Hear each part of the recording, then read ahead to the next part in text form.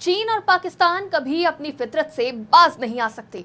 समय समय पर अपनी हरकतों से अपने गलत मंसूबे वो दुनिया के सामने रखते रहते हैं, लेकिन भारतीय सैनिकों की मुस्तैदी अक्सर चीन और पाकिस्तान के मंसूबों पर पानी फेर देती है।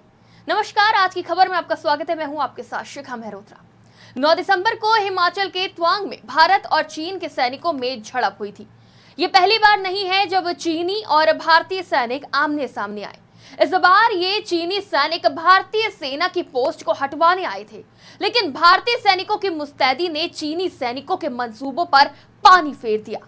कहा जा रहा है कि इस झड़प में दोनों सेनाओं के कुछ सैनिक घायल हुए हैं, लेकिन रक्षा मंत्री राजनाथ सिंह ने लोकसभा में बयान देते हुए कहा कि हमारे एक भी सैनिक की ना तो मृत्यु हुई है और ना कोई गंभीर रूप से घायल हुआ है। बता दें, इस क्षेत्र में दोनों सेनाएं कुछ हिस्सों पर अपना अपना दावा ठोकती आई हैं। 2006 से ये विवाद जारी है। चीन ने पहली बार इस तरह के विवाद की पहल नहीं की है। इससे पहले भी कई बार वो इस तरह के विवाद उत्पन्न कर चुका है।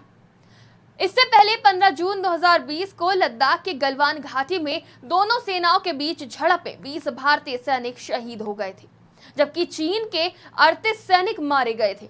हालांकि चीन ने 4 सैनिक मारे जाने की बात को बोली थी।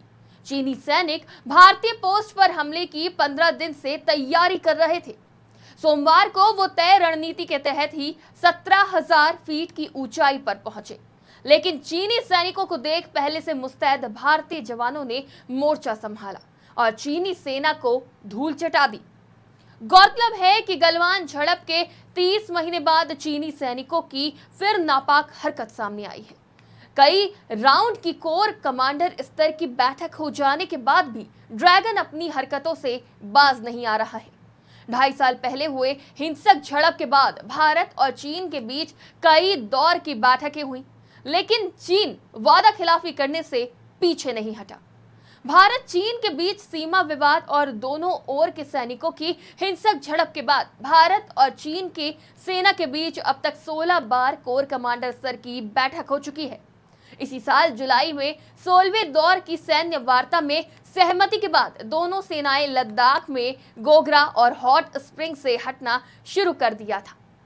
इसके बाद 8 सितंबर 2022 को दोनों देशों की ओर से जारी किए गए साझा बयान में यह कहा गया था कि इलाके में दोनों देशों की सेनाएं योजनाबद्ध तरीके से पीछे हटेंगी। चीन की नीति हमेशा से विस्तारवादी रही है। इसके साथ ही ड्रैगन वादा तोड़ने में भी माहिर है। जुलाई 2022 में विदेश मंत्री एस जयशंकर और चीनी विदेश मंत्री ने बाली में बातचीत की थी। इस बैठक में भी भारत ने पूर्वी लद्दाख का मुद्दा जोर शोर से उठाया था। G20 देशों के विदेश मंत्रियों की बैठक में भी भारत ने पूर्वी लद्दाख से सभी लंबित मुद्दों को जल्द से जल्द समाधान पर जोर दिया था। हालांकि चीन की इस हरकत से भारत और चीन दोनों की राजनीति पर असर पड़ता है। जहां चीन अपना डैमेज कंट्रोल करने के लिए इस तरह की नापाक कोशिश करता है, तो वहीं